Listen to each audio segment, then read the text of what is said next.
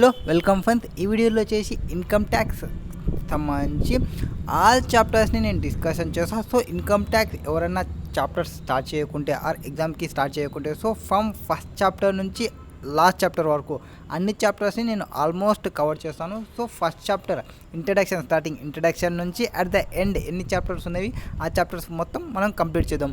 So income tax ఎవరైతే start చేస్తున్నారో వాళ్ళకి ఫస్ట్ నుంచి క్లాసెస్ తీసుకోవడం స్టార్ట్ అవుతుంది. సో అందులో ఫస్ట్ క్వశ్చన్ కాదు, first concept, income tax concept ఎటుంది ఏం లేదు అది చూద్దాము. సో ఇన్కమ్ ట్యాక్స్ అనేది మోస్ట్ సిగ్నిఫికెంట్ ఎంట్రీ నెంబర్ 82 ప్రకారం తీసుకొని వస్తారు యూనియన్ లిస్ట్లో. అండ్ ఇందులో వచ్చేసి లిస్ట్ 1 ఆర్టికల్ 246 అనేది డీల్ చేస్తుంది. 7th షెడ్యూల్ ఆఫ్ ఆర్టికల్ 6 మనకి ఎంసీక్యూస్లో అడిగే ఛాన్సెస్ ఉంటుంది. ఎంట్రీ నెంబర్ 82 ఏమి లిస్ట్ 1కి సంబంధించి షెడ్యూల్ 7 ఆఫ్ ఆర్టికల్ 246లో కాన్స్టిట్యూట్ చేసినారు ఈ ఇన్కమ్ ట్యాక్స్ని కలెక్ట్ చేసుకోవడానికి. అండ్ ఇక్కడ ఇన్కమ్ ట్యాక్స్లో అనేది ప్రతి ఒక్క ఇన్కమ్ అనేది ట్యాక్స్ పడుతుంది other than agriculture income. Agriculture income ఒకటి మీకు ట్యాక్స్ పడదు. నెక్స్ట్ ఇన్కమ్ ట్యాక్స్లో కాంపోనెంట్స్ ఏమేమి ఉన్నాయి? ఇన్కమ్ ట్యాక్స్ యాక్ట్ ఉంది, ఇన్కమ్ ట్యాక్స్ రూల్స్ ఉన్నవి, and income tax finance act వస్తుంది, సర్క్యులర్స్ వస్తుంది, నోటిఫికేషన్ వస్తుంది, అండ్ కోర్ట్ డెసిషన్. వీటన్నిటిని మనం కన్సిడర్ చేయాలి. ఇన్కమ్ ట్యాక్స్ యాక్ట్లో ఏం చేస్తారు? Levy of income tax act, income of ఇండియాకి ఇన్కమ్ ఎప్పుడు లెవీ చేయాలి అనేది ఇన్కమ్ ట్యాక్స్ యాక్ట్లో చెప్తారు. ఇన్కమ్ ట్యాక్స్ రూల్స్తో ఏం చెప్తారు? ప్రాపర్ అడ్మినిస్ట్రేషన్ని ఫార్మేట్ చేస్తారు. అంటే సిబిడిటీలో ఎవరెవరు ఉండాలి, పీసీ ఉండాలి, డీజీఐటీ ఉండాలి, అట్లా ఎవరెవరు ఉండాలి అని చెప్తారు. నెక్స్ట్ యాన్యువల్ ఫైనాన్స్ యాక్ట్లో ఏం చెప్తారు? Amendment in the income tax act 1961 affected every year through annual finance act. Next circulars ఎవరు ఇష్యూ చేస్తారు? CBDT, that is central board direct tax to clarify the meaning and scope of certain provisions of the act. So యాక్ట్లో provide చేసిన కొన్ని ప్రొవిజన్స్కి సంబంధించి మీనింగ్స్ని and దాని యొక్క స్కోప్ని సర్క్యులర్స్లో discussion చేస్తారు. ఎవరు డిస్కషన్ చేస్తారు? సిబిడిటీ డిస్కషన్ చేస్తారు. Notification gives effect to the provisions of the act or make amendment rules. Next court decisions interpret the various provisions of income tax law. Income tax అనేది levy ఎప్పుడు చేస్తామంటే ఏ దాని మీద లెవీ చేస్తామంటే total income పైన levy చేస్తాము. And ఏ దానికి సంబంధించి అంటే previous year of every person. So ఇక్కడ పర్సన్ ఉంటాడు అండ్ అసెస్సీ ఉంటారు. Every assessee will be a person, but every person not be a assessee. అంటే పర్సన్స్లో ఎవరెవరిని ఇంక్లూడ్ చేయాలి? Person includes individual, HUF, AOP, POI and firm partnership firm. HUF means Hindu undivided family, AOP means association of persons, POI means body of individuals, firm and company. Next concept of previous year and assessment year. Previous year అంటే ఏమి, assessment year అంటే ఏమి? Previous year అంటే in the financial year immediately preceding the assessment year. అంటే it is financial year ending 31st March in which the income has been accrued or arrived. So నీ యొక్క income ఏదైతే accrue అయిందో, నీ యొక్క ఇన్కమ్ ఏదైతే receive చేసుకుంటావో ఆ ఇయర్కి నీకు అసెస్మెంట్ ఇయర్ అంటాము. అండ్ ఏదైతే నీ ఇన్కమ్ అక్రూ అయిందో ఆర్ నీ ఇన్కమ్ ఎప్పుడైతే ఎర్న్ చేసినావో ఆ ఇయర్ని ప్రీవియస్ ఇయర్ అంటాము. అండ్ అసెస్మెంట్ ఇయర్లో ఆ ఇన్కమ్కి సంబంధించి నీకు ఏదైతే ఎర్న్ అయిన ఇన్కమ్ ఉందో ఆ ఇన్కమ్కి నువ్వు ట్యాక్స్ పే చేయాల్సిన ఇయరే assessment year. So in case of newly setup businesses the previous year ఎప్పటి నుంచి స్టార్ట్ అవుతుంది అంటే date of setting off business. So యాక్చువల్గా 1st April నుంచి ఎవరికైనా స్టార్ట్ అయ్యేది. అండ్ ఒకవేళ మీరు మిడిల్లో స్టార్ట్ చేసింటే మీకు మిడిల్ నుంచి ప్రీవియస్ ఇయర్ స్టార్ట్ అవుతుంది. నెక్స్ట్ ఎండ్ వచ్చేసి 31st March will be the end. Next assessment year means 12 months commencing on 1st April every year. Next exception to the rule that income is charge to the income tax act in the assessment year. రెగ్యులర్గా మనం assessment ఇయర్లో tax pay చేయాలి. But కొన్ని కేసెస్లో assessment ఇయర్లో కాకుండా previous ఇయర్లోనే payment చేసుకుంటాము. అంటే ఇన్కమ్ ఏ ఇయర్లో అయితే ఎర్న్ అయిందో ఆ ఇయర్లోనే ట్యాక్స్ పేమెంట్ చేసుకుంటాము. రెగ్యులర్గా ఒక ఇయర్లో ఇన్కమ్ ఎర్న్ అయితే ఇంకొక ఇయర్లో ట్యాక్స్ పేమెంట్ చేయించుకుంటాము. Next income of assessee for a previous year ఈ charge to income tax in the assessment year following previous year. However in following cases కొన్ని సెక్షన్స్లో ఆ రూల్ అనేది అప్లికబుల్ కాదు. అవి section 172, section 174, section 174A, 175 and 176. So 172లో ఏం చెప్తారు? Shipping business of non resident. ఎవరైతే నాన్ రెసిడెంట్ పర్సన్ ఉంటారో, షిప్పింగ్ బిజినెస్ చేస్తుంటారో ఆ పర్సన్ ఇండియాకి వచ్చి అండ్ ఇండియా నుంచి వెళ్ళిపోయేటప్పుడు అదే నాన్ రెసిడెంట్ కాబట్టి మళ్ళీ ఇండియాకి వస్తారన్న డౌట్ ఉంటుంది ఆర్ ఇండియాకి రాకపోవచ్చు. సో ఎప్పుడైతే వెళ్ళిపోతున్నారో అప్పుడే అతనితో ట్యాక్స్ కలెక్ట్ చేసుకుంటాము. ఆర్ కొన్ని కేసెస్లో 30 days టైం ప్రొవైడ్ చేస్తారు. అండ్ ఎవరైనా లీగల్ రిప్రజెంటేటివ్ ఉంటే ఆ లీగల్ రిప్రజెంటేటివ్ పేమెంట్ చేపించవచ్చు. Next person living in India, ఎవరైతే పర్సన్ లివింగ్ ఇండియా ఉన్నాడో సెక్షన్ 174. సో మన కంప్లీట్గా ఇండియాని విడిచిపోతున్నారని తెలిస్తే, అంటే గుడ్ బై చెప్తున్నా అని చెప్తే వెళ్తున్నా అని సాంగ్ వేసుకుంటే వాళ్ళకి ఆ ఇయర్లోనే ట్యాక్స్ కలెక్ట్ చేయించుకుంటాము. Next AOPs BOI artificial judicial person formed for a particular event or purpose. So ఒక పర్టికులర్ పర్పస్ కోసం తీసుకొచ్చినారు అండ్ పర్టికులర్ పర్పస్ కంప్లీట్ అయిన తర్వాత అది క్లోజ్ అయిపోతుంది ఆర్ డిసొల్యూషన్ అయిపోతుంది. అట్లాంటి కేసెస్లో ఆ డిసొల్యూషన్ అయిపోయిన తర్వాత ఎవరెవరు పర్సన్స్ అసోసియేట్ అయినారు, ఎవరెవరు persons BOI body of individuals ఉన్నారు వాళ్ళని కనుక్కోవడం కష్టమవుతుంది. వేరే ఒక్కొక్క పర్సన్ ఒక్కొక్క చోటికి పోవచ్చు, ఆ పర్సన్ మేని ఈ పర్సన్ మేని అట్లా చెప్పడానికి ఛాన్సెస్ ఉంటుంది. సో 174 ప్రకారం ఏ ఇయర్ అయితే డిసొల్యూషన్ అవుతుందో ఆ డిసొల్యూషన్ అయ్యేటప్పుడే మనం ట్యాక్స్ పేమెంట్ చేసి పక్కకి రావాలి. సో 172 వచ్చేసి షిప్పింగ్ బిజినెస్, 174 వచ్చేసి person living in India, 174 A వచ్చేసి AOP BOI artificial judicial person. Next 175 persons likely to transfer property to avoid tax, ఎవరైతే ప్రాపర్టీని ట్రాన్స్ఫర్ చేస్తారో ఎందుకోసం ట్రాన్స్ఫర్ చేస్తారంటే టు అవాయిడ్ ట్యాక్స్ని అవాయిడ్ చేయడం కోసం ప్రాపర్టీస్ని ట్రాన్స్ఫర్ చేస్తే సెక్షన్ 175 ప్రకారం ఆ ఇయర్లోనే అంటే నెక్స్ట్ ఇయర్ వరకు ఆగాల్సిన అవసరం లేదు. Next discontinuance of business section 176. So ఎవరైనా బిజినెస్ని డిస్కంటిన్యూ చేసింటే డిస్కంటిన్యూ చేసిన ఇయర్లోనే ట్యాక్స్ పేమెంట్ చేయాలి. అండ్ వీళ్ళకి ఇక్కడ రెసిడెంట్ పర్సన్ అయితే అసెస్మెంట్ ఇయర్లో కూడా పే చేయొచ్చు, వీళ్ళకి ఆప్షన్ ఉంది. So 172, 174, 174A, 175, 176. Next rate of taxes of undisclosed income, ఎవరైనా మీరు ఇన్కమ్స్ని అన్డిస్క్లోజ్ అండ్ మీన్స్ డిస్క్లోజ్ చేయకుంటే వాటికి రేట్స్ అనేది నార్మల్గా ఉండదు. నార్మల్ రేట్స్ వేరే ఉంటాయి. నార్మల్ రేట్స్ వచ్చేసి 5%, 10%, 5%, 20%, 30% అట్లా ఉంటాయి. అండ్ ఒకవేళ మీరు డిస్క్లోజ్ చేయకుంటే మనకి రేట్స్ ఎట్లుంటాయంటే అన్డిస్క్లోజ్డ్ ఇన్కమ్కి chargeable at the rate of 78%. 78% ఎట్లా వస్తుంది అంటే నార్మల్గా 60% పడుతుంది. 60%కి ప్లస్ 25% సర్చార్జ్ పడుతుంది, plus 4% health and education cess పడుతుంది as specified under section 115BBE. 115BBEలో చెప్పినారు. సో రేట్స్ ఏమున్నాయి 60% ప్లస్ 25% ప్లస్ 4%, మొత్తము టోటల్గా 78% పడుతుంది. అంటే 80%లో 2% తీసేస్తే 78% ట్యాక్సబుల్ అవుతుంది యాజ్ పర్ సెక్షన్ 115BBEలో పడుతుంది. అండ్ ఈ 115BBలో ఏవో వస్తాయి అంటే 115BBలో ఏమేమి వస్తాయి అంటే cash credit section 68, 69, 69A, 69B, 69C, 69D cash credits ఏమైనా ఉంటాయి అంటే మీకు బుక్స్లో క్రెడిట్స్ ఉన్నాయి, దానికి సంబంధించి మీరు ప్రాపర్ ఎక్స్ప్లెనేషన్ చేయలేకపోతే ఆర్ అన్ఎక్స్ప్లెయిన్డ్ ఇన్వెస్ట్మెంట్స్, మీరు ఇన్వెస్ట్మెంట్ చేసినారు బట్ వాటిని ఎక్స్ప్లెయిన్ చేయలేకపోతున్నారు అంటే ఏ సోర్స్ నుంచి ఇన్వెస్ట్మెంట్ చేసినా అనేది చెప్పలేనప్పుడు 69 ప్రకారం ట్యాక్స్ పడుతుంది. అన్ఎక్స్ప్లెయిన్డ్ మనీ ఉంది, వాళ్ళు రైడ్కి వచ్చినారు, మనీ ఉంది, ఆ మనీని మీరు ఎక్స్ప్లెయిన్ చేయలేకున్నారు అంటే పలానా బిజినెస్ చేసి నేను ఈ ఇన్కమ్ని ఎర్న్ చేసినానని చెప్పలేనప్పుడు అది అన్ఎక్స్ప్లెయిన్డ్ మనీ అవుతుంది. సెక్షన్ 69A ప్రకారం ట్యాక్స్ పడుతుంది. Next amount of investment etcetera not fully disclose in the books of accounts 69B. So B books of accounts. So B books of అకౌంట్స్లో రికార్డ్ చేయని investments ఏమైనా దొరికితే వాటికి సంబంధించి ట్యాక్స్ వేస్తాము 78%. Next unexplained expenditure, books of అకౌంట్స్లో expenditure వేసినారు, so expenditure అని చెప్పినారు, ఆ ఎక్స్పెండిచర్ సంబంధించి ప్రాపర్ ఎక్స్ప్లెనేషన్ లేదు. ఫర్ ఎగ్జాంపుల్ మీరు వాచ్మెన్ శాలరీ అన్నారు, మీ దానికి గేట్ లేదు, గేట్కి సంబంధించి పర్సన్స్ ఎవరూ లేరు, అట్లాంటి కేసులో సెక్షన్ 69C ప్రకారం సో ట్యాక్స్ పడుతుంది. నెక్స్ట్ సెక్షన్ 69C ప్రకారం అన్ఎక్స్ప్లెయిన్డ్ ఎక్స్పెండిచర్ ఏమైనా ఉంటే వాటిని 115BBE కింద 78% ట్యాక్స్ చేస్తాము.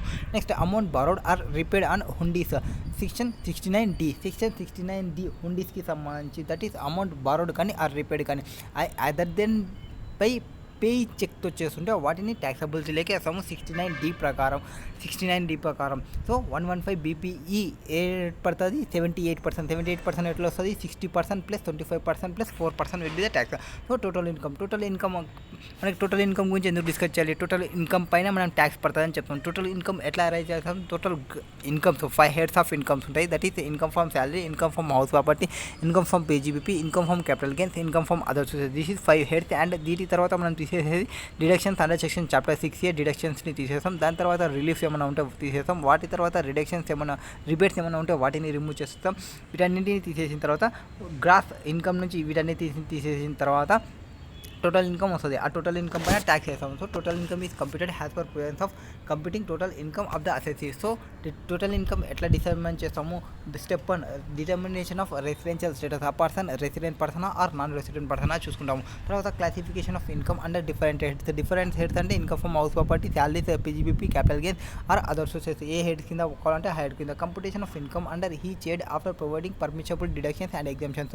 సో ఫర్ ఎగ్జాంపుల్ మీకు ఇన్కమ్ ఫ్రమ్ హౌస్ ప్రాపర్టీ ఉందనుకోండి, డిడక్షన్ అంటే సెక్షన్ 24 ఉంటుంది. Are property income from salaries ఉందనుకోండి, సెక్షన్ 16 ప్రకారం డిడక్షన్ 50% ఉంటుంది. సో అట్లా 30% ఏ రెస్పెక్టివ్ హెడ్కి సంబంధించి రెస్పెక్టివ్ డిడక్షన్స్ ఏమైనా ఉంటే వాటిని ప్రొవైడ్ చేసి డిడక్షన్ని క్లెయిమ్ చేస్తాము. రెస్పెక్టివ్ హెడ్స్లో రెస్పెక్టివ్ ఎగ్జామ్షన్స్ ఏమైనా ఉంటే వాటిని ప్రొవైడ్ చేసి డిడక్షన్ క్యాలిక్యులేషన్ చేస్తాం, నెట్ ఇన్కమ్కి తీసుకొని వస్తాం. తర్వాత clubbing provisions of income, spouse, minor child ఎవరైనా ఉంటే వాటిని కూడా కన్క్లూడ్ చేస్తాం. ఇక్కడ మైనర్ చైల్డ్ అంటే మ్యారీడ్ అయిన డాటర్ చైల్డ్ కూడా, మ్యారీడ్ అయిన మైనర్ డాటర్ కూడా కన్సిడర్ చేసుకుంటాము. నెక్స్ట్ సెట్ ఆఫ్ అంటే మ్యారీడ్ అయింది కాబట్టి వాళ్ళు మైనర్ కాదని చెప్పడానికి లేదు.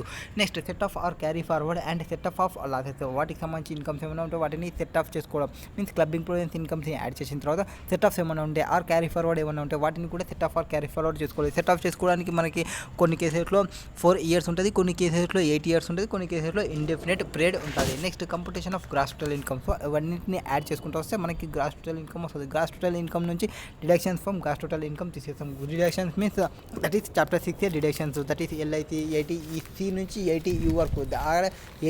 డిడక్షన్స్లో మనకి ఇన్కమ్ బేస్డ్ డిడక్షన్స్ ఉంటాయి అండ్ ఎక్స్పెండిచర్ బేస్డ్ డిడక్షన్స్ ఉంటాయి.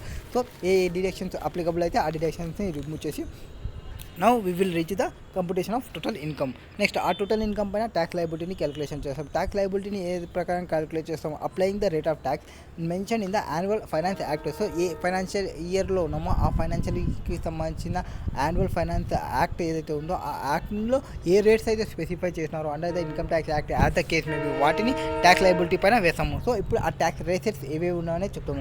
సో ఇండివిజువల్ ఎవరైతే person not opted for provisions of section 115BAC. So 115BACని ఆప్ చేసుకొని వాళ్ళకి ట్యాక్స్ రేట్స్ ఎట్టున్నాయి. రేట్ ఆఫ్ ట్యాక్సెస్ వచ్చేసి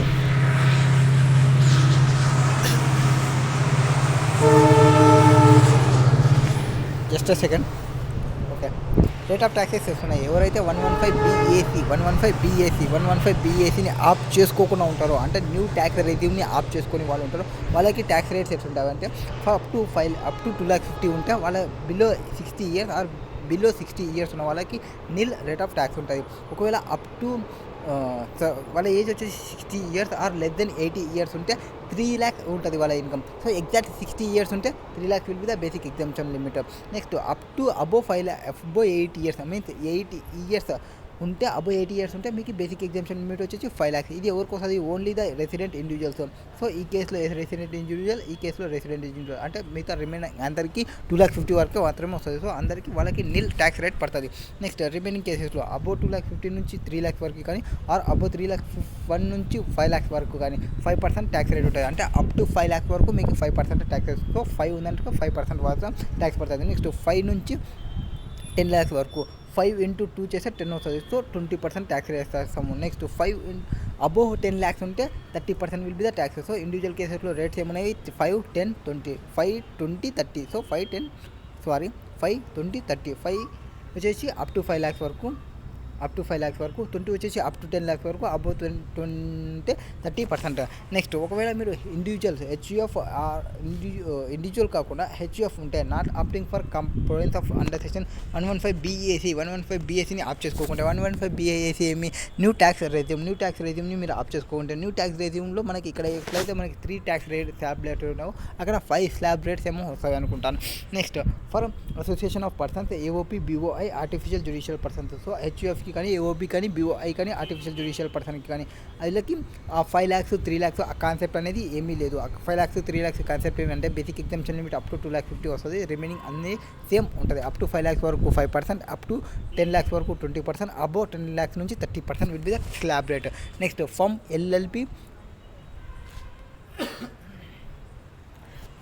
LLP ఆర్ లోకల్ అథారిటీ వాళ్ళకి 30% will be the tax rate అంటే slab rate. Next cooperative society not opting for provisions of section 115BAD. So ఇది cooperative సొసైటీకి 115BAD అనేది ఒకటి ఉంటుంది. ఆ 115BAD that is new tax regime. ఆ ట్యాక్స్ రెజ్యూమ్ని అప్లై చేసుకోకుంటే వీళ్ళకి 10%, 20%, 30% పడుతుంది. 10% ఎప్పుడు వస్తుంది? అప్ టు 10,000 వరకు 10% వస్తుంది. అప్ 10,000 నుంచి 20% వరకు 20% పడుతుంది. అబౌవ్ 20,000 ఉంటే 30% will be the tax regime. Next, ఒకవేళ మీరు ఇండివిజువల్ కాకుండా హెచ్యుఎఫ్ కాకుండా ఆర్ఓసి ఏఓపి కాకుండా కంపెనీస్ ఉంటాయి. Companies not opting section 115BAE or 115BAB ఇక్కడ వచ్చేసి 25% ఆ 30% అట్లా స్లాబ్ రేట్స్ ఉంటాయి. ఆ స్లాబ్ రేట్స్ని అప్లైకబుల్ చేసుకోకపోతే డొమెస్టిక్ కంపెనీనా ఫారిన్ కంపెనీనా చూసాము. డొమెస్టిక్ కంపెనీ అయితే వాళ్ళ యొక్క ఇన్కమ్ ఎవరిదైతే total turnover or gross receipt in the previous year 2021కి వచ్చేసి 400 crores ఉంటే వాళ్ళకి ట్యాక్స్ రేట్ 25% ఆఫ్ చేసుకోవచ్చు. ఆర్ డొమెస్టిక్ కంపెనీకి నార్మల్గా 30% స్లాబ్ రేట్ పడుతుంది అండ్ ఫారిన్ కంపెనీకి slab rate 40%. This is slab rate direct 40%, direct 30%, direct 25%. So flat rate. Next, surcharges. Surcharge ఎట్లుంటుంది అంటే ఇండివిజువల్ హెచ్యుఎఫ్ ఏఓపీనా or other than AOP consisting of only company has members BOI artificial judicial person. So అందరు ఇండివిజువల్కి సంబంధించి other then కంపెనీస్కి సంబంధించి ఉన్నప్పుడు surcharges ఎట్లుంటాయి? సర్చార్జెస్లో వచ్చేసి మీకున్న రేట్స్ ఏమంటే టోటల్గా 10, 15, 25, 37 4 స్లాబ్ రేట్స్. టు 10, 15, 25, 37. 10 ఎప్పుడు, 25 ఎప్పుడు, 10 ఎప్పుడు, 15 ఎప్పుడు, 25 ఎప్పుడు, 37 ఎప్పుడు.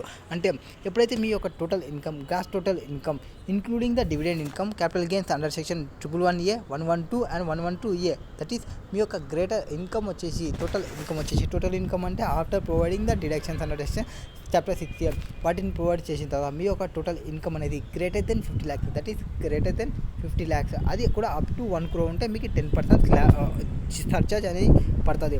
అండ్ నెక్స్ట్, ఒకవేళ మీ ఇన్కమ్ అనేది ఈ సెక్షన్స్ ఏమి సపరేట్గా సెక్షన్స్ ఎందుకు చెప్పినారు అంటే ఈ సెక్షన్స్లో మీకు ట్యాక్స్ రేట్ అనేది డిఫరెంట్ ఉంటుంది.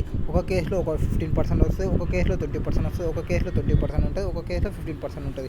ఆ కేసెస్కి సంబంధించి ఆ కేసెస్ యొక్క ట్యాక్స్ రేటే పడాల్సి వస్తుంది. సో ఇక్కడ ఏమంటారంటే బెనిఫిట్ ఏమంటే ఇవి హయ్యర్ రేట్ ట్యాక్స్, ఇది లోయర్ రేట్ ట్యాక్స్ అనుకోండి. ఈ లోయర్ రేటే అప్లికబుల్ చేస్తాం మొత్తానికి. ఒకవేళ ఇది లోయర్ రేటు అండ్ ఇది హయ్యర్ రేట్ అనుకోండి, రేట్ ఆఫ్ ఛార్జ్ ఏది ఛార్జ్ చేస్తామంటే లోయర్ రేట్కి రాచేసి రిమైనింగ్ దానికి హయ్యర్ రేట్ ఛార్జ్ చేస్తాము. So it is beneficial to the assessee అని చెప్పుకోవచ్చు. సో అప్ టు 1 crore నుంచి అబోవ్ 1 crore నుంచి అప్ టు 2 crores వరకు 15% సర్చార్జ్. సో ఫస్ట్ 10% సర్చార్జ్, అది ఎప్పుడు 50 lakhs to 1 crore and 1 crore to 2 crores వచ్చేసి 15%, 2 crores నుంచి 5 crores వచ్చేసి 25% will be the taxes. And ఇక్కడ వచ్చేసి 25% అంటే హయ్యర్ రేట్. రిమైనింగ్ కొన్ని సెక్షన్స్కి మనకి ఈ సెక్షన్స్లో 111A, 112 అండ్ 112A దానికి రేట్ హైయెస్ట్ రేట్ వచ్చేసి 20%ని దాటదు. సో వీటికి 20% రేట్ దాటియము. So not exceeding the 15%. Next, where ఒకవేళ మీ ఇన్కమ్ అనేది గ్రేటర్ దెన్ 5 lakhs ఉంటే మీకు 37% విల్ బి ఆ సర్చార్జ్. అండ్ రిమైనింగ్ ఫోర్స్ దానికి ఏవైతే మీకు డివిడెండ్ ఇన్కమ్ ఉన్నా, క్యాపిటల్ గెయిన్స్ ఉన్నా, chargeable under section 11, 112A, 112A వాళ్ళకి రేట్ అనేది 15%కి ఎక్సీడ్ చేయము, నాట్ ఎక్సీడింగ్ 15%. నెక్స్ట్, ఇప్పుడు మనకి సర్చార్జెస్ ఏమేమి వచ్చాయి? 10, 15, 25, 37. 10 ఎప్పుడు 50 lakhs to 1 crore. Above 1 crore నుంచి 2 crores వరకు 15%, 2 crores నుంచి 5 crores వరకు 25%, అబోవ్ 5 crores ఉంటే 37% will be the tax rates. So all the cases 111A, 112, 112A and వాళ్ళ యొక్క ఇన్కమ్ అనేది గ్రేటర్ దెన్ 25 కేసు ఉంటే ఈ not covered and above cases అన్నిటికీ 15% స్లాబ్ రేట్లోనే ఉంటాము. Next, in case of AOP of only companies has members. So ఒకవేళ ఏఓపీలో కంపెనీలో అందరూ మెంబర్స్ మాత్రమే ఉంటాయి, ఓన్లీ కంపెనీసే మెంబర్స్గా ఉన్నప్పుడు వాళ్ళ యొక్క ఇన్కమ్ అనేది గ్రేటర్ దెన్ 50 lakhs అనుకోండి అండ్ అప్ టు 1 crore ఉంటే 10% స్లాబ్ రేట్ వేసాము. అబోవ్ 1 crore ఉంటే మొత్తం 15% స్లాబ్ రేట్ వేసాము. సో ఫస్ట్ పర్సన్స్లో వచ్చేసి 4 స్లాబ్ రేట్స్ వచ్చినవి. ఏవి? 10, 15, 25, 35, 37 అది కేసెస్. ఒకవేళ ఏఓపీలో అందరూ కంపెనీసే ఉంటే అప్పుడు కంపెనీస్ ఉంటే greater than 50 lakhs, less than 1 crore ఉంటే 10% అండ్ గ్రేటర్ దెన్ 1 crore ఉంటే 15%. నెక్స్ట్, ఎల్ఎల్పికి అండ్ లోకల్ అథారిటీ వాళ్ళ యొక్క టోటల్ ఇన్కమ్ అనేది గ్రేటర్ దెన్ 1 crore ఉంటే 12% will be the surcharge. Next cooperative societies other then cooperative societies opting for 115 BAT. So 115 BAT ఆప్ చేసుకునే వాళ్ళు ఎవరైతే ఉంటారో బ్యాడ్ని ఎవరు ఆప్ చేసుకోకుంటే వాళ్ళ యొక్క టర్న్ ఓవర్ వచ్చేసి 50 lakhs ఆర్ బట్ 10 crores ఉంటే అప్పుడు 7% సర్చార్జ్ పడుతుంది. అండ్ గ్రేటర్ దెన్ 10 crores ఉంటే 12% స్లాబ్ రేట్ పడుతుంది. ఇది సేమ్ కంపెనీస్కి కూడా ఉంటుంది. కంపెనీస్లో అదర్ దెన్ డొమెస్టిక్ కంపెనీస్కి సంబంధించి opting for section 115 BAA 115 BAB ఆ సెక్షన్స్ ఆప్ చేసుకుంటే ఆ సెక్షన్ ప్రకారమే పడుతుంది. అండ్ ఆ సెక్షన్ ప్రకారం ఆప్ చేసుకున్న వాళ్ళకి ఈ సర్చార్జ్కి సంబంధించి సంబంధం లేకుండా ఈ సర్చార్జ్ ఎట్లుంటుంది, టోటల్ ఇన్కమ్ వచ్చేసి గ్రేటర్ దెన్ 1 crore ఉంటుంది. అప్ టు 10 crores వరకు 7% స్లాబ్ రేటు. అండ్ వాళ్ళ యొక్క ఇన్కమ్ అనేది గ్రేటర్ దెన్ 10 crores ఉంటే 12% స్లాబ్ రేట్ పడుతుంది. ఒకవేళ అది ఫారిన్ కంపెనీ అయితే సర్చార్జ్ అనేది డిఫరెంట్. ఎందుకు surcharge different? Already tax rate అనేది 40% ఉంది. సో హైయెస్ట్ 48% తీసుకుంటాం. ఈవెంతో ఇక్కడ 7% వేసుకుంటే 5% మాత్రమే మీకు లాభం వస్తుంది. బట్ ఆ రేట్లో పోవడం వల్ల 10% అనేది ఆల్రెడీ ఎక్సెస్ కలెక్ట్ చేస్తున్నాము కాబట్టి, అంటే నార్మల్గా మన ఇండియా కంపెనీకి 30% మాత్రమే హైయెస్ట్ స్లాబ్ రేట్ అయితే అండ్ ఫారిన్ కంపెనీకి 40% will be the slab rate. So అందుకోసమే సర్చార్జ్ రేట్ అనేది తగ్గించిన. సర్చార్జ్ రేట్ ఎంత 2% ఒకటి 5% ఒకటి. 2% ఎప్పుడు 1 crore నుంచి 10 crores వరకు చేసుకునేటప్పుడు, గ్రేటర్ దెన్ 1 crore నుంచి 10 crores చేసుకునేంత వరకు. ఒకవేళ వాళ్ళు గ్రేటర్ దెన్ 10 crores చేసుకుంటే 5% will be the slab rate. So individual కేసెస్లో వచ్చినవి 4 రేట్లు, కంపెనీస్లో వచ్చినవి 2 రేట్స్. ఇండివిజువల్ వచ్చినవి 4 రేట్లు ఏవి 10, 15, 25, 37. అండ్ ఇక్కడ వచ్చిన 2 రేట్స్ ఏవి 7, 12. అండ్ ఒకవేళ ఫారిన్ కంపెనీ అయితే 2, 5 will be the rates. Next rebate under section 87లో రిబేట్ ఏముంటుంది? రిబేట్ వచ్చేసి up to 12,500 for resident individual having total income up to 5 lakhs. So మీ యొక్క ఇన్కమ్ అనేది అప్ టు 5 lakhs మాత్రమే ఉంటే మీకు 12,500 బెనిఫిట్ వస్తుంది. అండ్ మీ యొక్క ఇన్కమ్ 5 lakhs 1 rupee ఉంటే 12,500 బెనిఫిట్ అనేది రాదు. Next health and education cess of income tax act will be 4%. So 4% income and health charge వేసుకుంటాము. ఇది ఎప్పుడు వేసాము? ఇన్కమ్ ట్యాక్స్ ప్లస్ సర్చార్జ్ అన్నీ వేసిన తర్వాత last health and education cess అనేది ఒకటి వేయాలి. This is income tax first chapter. And remaining second chapter, third chapter, fourth chapter అన్ని కంటిన్యూ చేస్తాను. ఎవరైనా ఇప్పుడు స్టార్ట్ చేయాలి అనుకున్నా కూడా స్టార్ట్ చేసుకోండి.